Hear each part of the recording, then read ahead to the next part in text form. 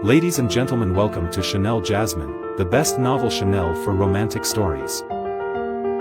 Hai guys, selamat datang di channel Jasmine, channel terbaik untuk menyimak novel-novel romantis. Mohon dukung channel ini dengan subscribe, like dan share video-video yang ada di channel ini. Terima kasih.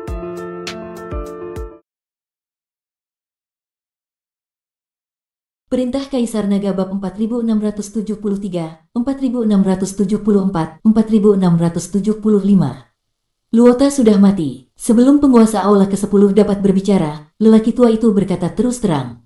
Penguasa Aula ke-10 sedikit terkejut, lalu mengangguk dan berkata, Tuan Kian benar, Luota sudah mati, dan lampu jiwa hidupnya telah padam. Secara logika, selama kekuatan tersembunyi di dunia surga dan manusia itu tidak muncul, Luota tidak akan terkalahkan.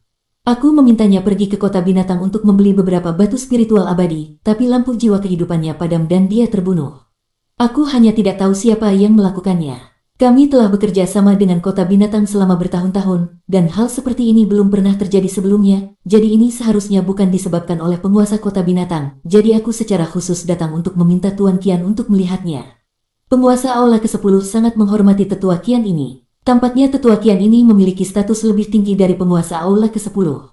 Tetua Kian mengangkat kepalanya sedikit dan melihat langsung ke penguasa Aula ke-10, sedemikian rupa sehingga penguasa Aula ke-10 tidak berani untuk saling memandang. Aku mengabdikan diri untuk menghitung jalan surga, dan menggunakan energi dan darah hidupku untuk membangun formasi bintang 7 ini, hanya untuk membantumu menghitung kematian seorang pelayan kecil. Tetua Kian tampak sedikit tidak senang. Penguasa Aula ke-10 berhenti sejenak dan dengan cepat mengakui kesalahannya. Tuan Kian, aku salah, aku seharusnya tidak menanyakan hal ini kepadamu. Lupakan saja, Luota ceroboh dan dibunuh oleh seorang pemuda bernama Dev. Mengenai identitas Dev, aku sendiri tidak bisa menyimpulkannya.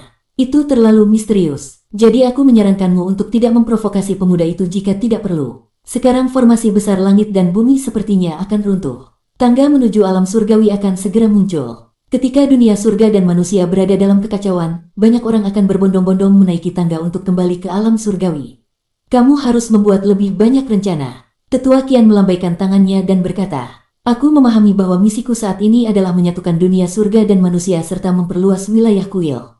Tidak peduli jika orang-orang itu kembali ke alam surgawi, maka aku akan menjadi penguasa dunia surga dan manusia. Kata penguasa Aula ke-10 dengan sedikit gembira. Kekanak-kanakan, tetua Kian mengucapkan dua kata dengan ringan, lalu menundukkan kepalanya, melihat formasi bintang 7 di depannya dengan hati-hati, dan berhenti berbicara. Setelah melihat ini, penguasa Aula ke-10 tidak berani tinggal lebih lama dan segera berbalik dan pergi. Dia tidak berani menyinggung orang tua ini. Dia bisa menyimpulkan jalan surga. Bahkan jika penguasa Aula pertama datang, dia masih akan memberinya wajah. Dev, penguasa Aula ke-10 yang kembali ke Aula utama terus menyebut nama Dev. Terakhir kali Luota dan yang lainnya melarikan diri dari dinasti Xiao, mereka terus membicarakan nama Dev dan juga Tuan Si. Hingga saat ini, penguasa Aula ke-10 tidak mengetahui apa hubungan antara Dev dan Tuan Si. Namun mampu membunuh Luota dan menghidupkannya kembali menunjukkan bahwa lawannya pasti sangat kuat. Sekarang tetua Kian telah memintanya untuk tidak mencari Dev untuk mencari masalah, tetapi penguasa Aula ke-10 selalu tidak mau melakukannya. Luota telah mengikutinya selama bertahun-tahun dan selalu setia, jika tidak, dia tidak akan menyerahkan kepada Luota untuk berbisnis dengan kota binatang. Sekarang Luota telah terbunuh, jika dia tidak mengambil tindakan apapun, berapa banyak orang di Aula ke-10 yang akan pergi di masa depan. Setelah memikirkannya berulang kali, niat membunuh muncul di mata penguasa Aula ke-10. Masuklah, teriak penguasa Aula ke-10. Terlihat seorang pria muda masuk. Pria muda ini mengenakan jubah putih bersih, pakaiannya berayun lembut tertiup angin, seperti makhluk abadi di awan, tidak ternoda oleh debu. Wajahnya sangat tampan, dengan alis berbentuk pedang terbang ke pelipisnya, dan matanya dalam dan cerah, seolah dia bisa melihat semua ilusi di dunia, memancarkan semangat kepahlawanan yang tidak bisa dianggap remeh. Pangkal hidungnya lurus, bibirnya tipis dan tegas, dan rambut hitam mengilapnya diikat santai dengan kuncir kuda sederhana, membuatnya tampak bebas dan santai tanpa kehilangan keanggunan. Yang paling menarik perhatian adalah pisau panjang berwarna hitam tua yang dipegang erat di tangannya. Bilah pisaunya bersinar dengan cahaya dingin yang samar, seperti cahaya dingin di malam hari, memancarkan aura mendominasi yang menakjubkan. Gagang pisaunya diukir dengan garis-garis rumit dan misterius, sangat kontras dengan jari-jarinya yang putih, membuat pemuda ini semakin tampan dan tangguh. Begitu pemuda itu memasuki aula, bahkan udaranya tampak membeku, dan semua kebisingan di sekitarnya sepertinya menghilang darinya. Hanya dia, dan pisau panjang hitam pekat, yang menjadi kehadiran paling mempesona di seluruh aula. Setelah diteliti lebih dekat, ada banyak kesamaan antara alis pemuda itu dan alis pangeran ke-10, tetapi pemuda ini sedikit lebih heroik daripada pangeran ke-10. Penguasa aula ke-10 baru saja mengangkat kepalanya dan menatap pemuda di depannya, alisnya sedikit berkerut, dengan sedikit rasa jijik di matanya.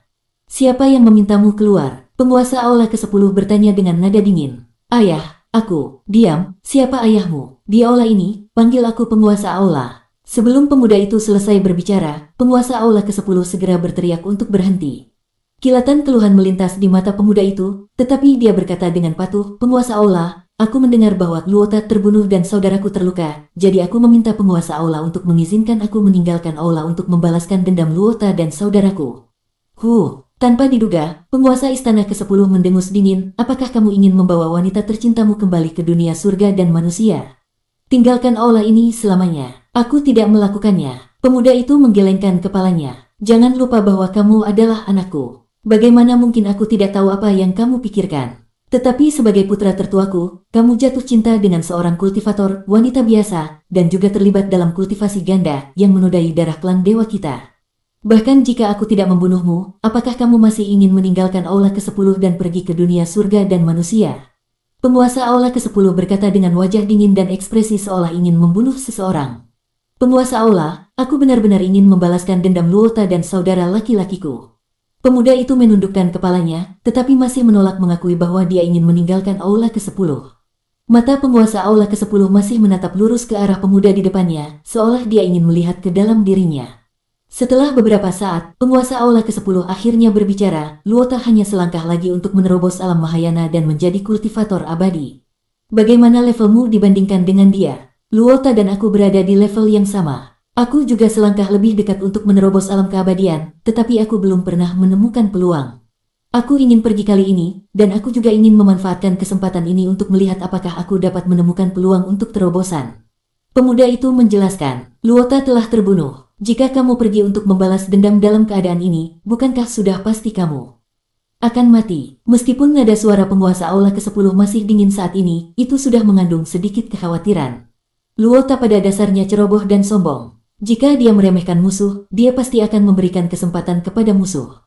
"Aku tidak akan pernah memberikan kesempatan seperti itu kepada musuh," kata pemuda itu. Mendengarkan kata-kata pemuda itu, ada sedikit kelegaan di wajah penguasa aula ke-10, tapi itu hanya hilang dalam sekejap.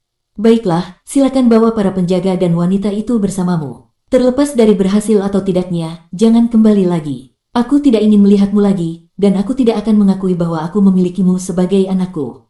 Penguasa aula ke-10 melambaikan tangannya, dengan sedikit ketidakberdayaan dan kesedihan di wajahnya yang dingin. Tubuh pemuda itu sedikit gemetar, dan dia mengangkat kepalanya dengan rasa tidak percaya di matanya.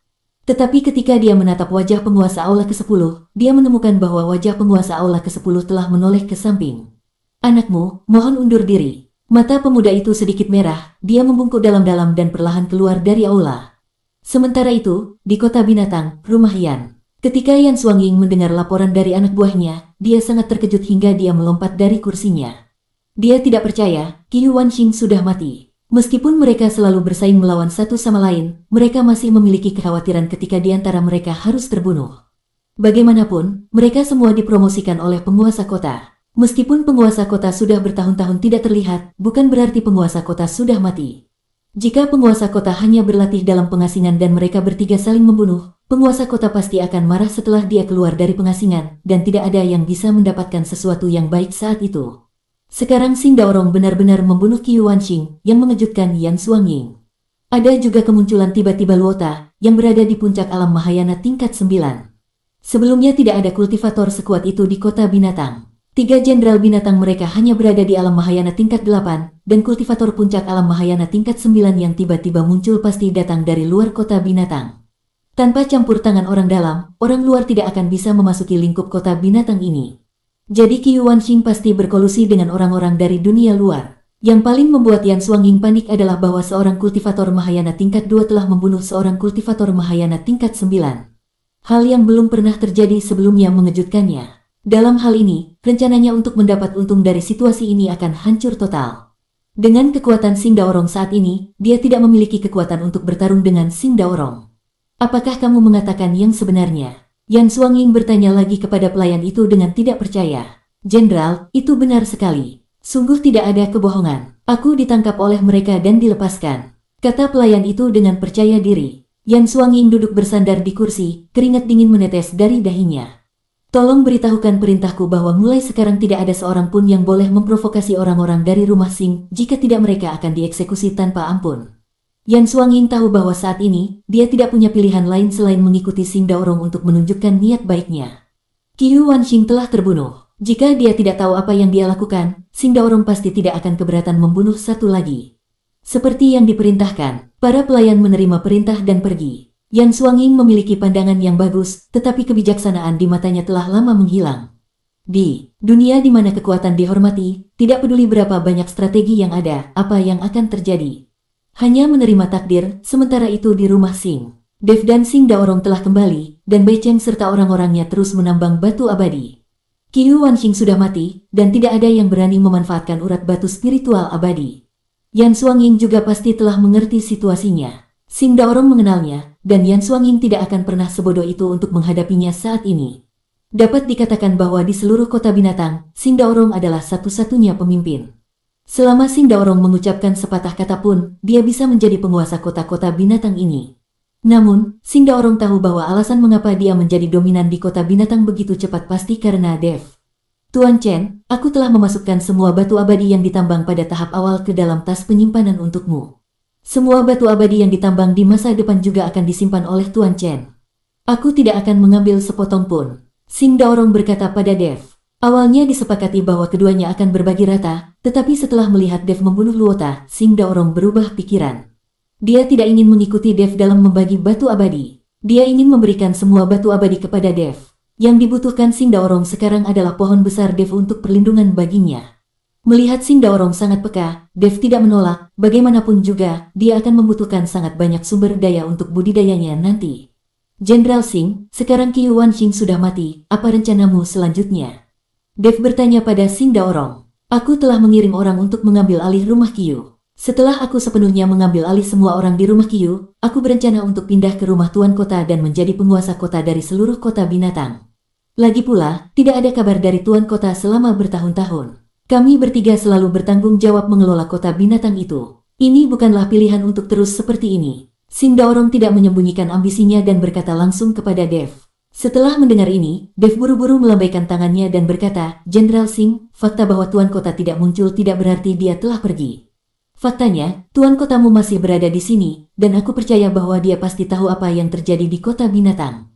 Apakah Tuan Chen pernah bertemu tuan kota kita? Ketika Xing Daorong mendengar ini, dia bertanya dengan heran. Bersambung.